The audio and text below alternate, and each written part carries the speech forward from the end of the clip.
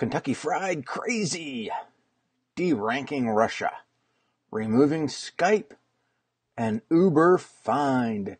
Hi, I'm Rob Anspach from Anspach Media, and welcome to episode 190 of What's Trending. If you're just tuning in, what I do is I take some of the trending subjects found on Facebook, and I give you my spin, my take, my thoughts, my opinion. Well, let's just jump right in. Hey, my graphics are going crazy. Sometimes that happens. They get a little crazy. But this next one takes the cake. KFC, Kentucky Fried Chicken, is selling Internet Escape Pod for $10,000. It says if you're looking for some quiet time away from technology, an unlikely source is just the product for you this holiday season. Looks like a bird cage to me. It's probably a Faraday cage. A Faraday cage is something that you can't get internet, Wi-Fi, any of those signals. Takes all that stuff. Prevents it from getting into that area. So it's probably a cage for people that they can, I don't know, $10,000 to have total silence? Nah, not worth it. I can go out to my car and do the same thing. Just saying. I can take my car anywhere. This cage doesn't look like you'd take it anywhere. Well, have you had enough of Russia? I have. Apparently Google has too. It says Google plans to derank Russia, Russia Today, and Sputnik. I guess their internet resources.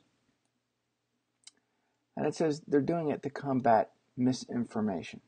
Alphabet, which is Google's parent, the chief executive, Eric Schmidt, said Google and other tech companies must act against state-run Russian news agencies to stop the spread of falsehoods. Don't get me started. Really? You know, I honestly don't believe any of that bullcrap. I just think it's, these media companies need a finger to point. But they're going about it. Well, China is very big on preventing people from seeing outside of their country. And they've asked Apple to remove several apps, including Skype.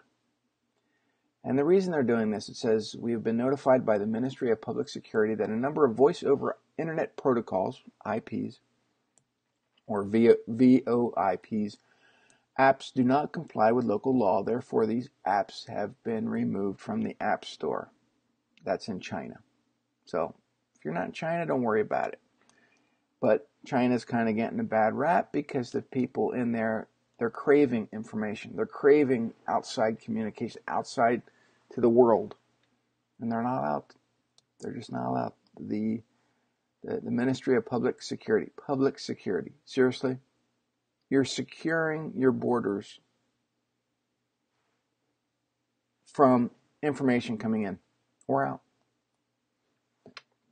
Again, doesn't seem right, but that's just my opinion. Well, who's a fan of Uber? Who's a fan of Uber in Colorado?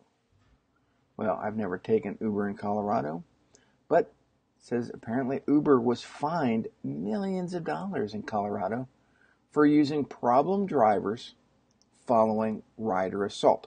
It says Colorado regulators issued an $8.9 million fine against Uber's parent company on Monday for allowing employees with serious criminal or motor vehicle offenses to work for the company as drivers. You see, a typical taxi service will scrutinize their employees. If you're an ex-con or you have a terrible driving record, typically you don't get to drive a taxi.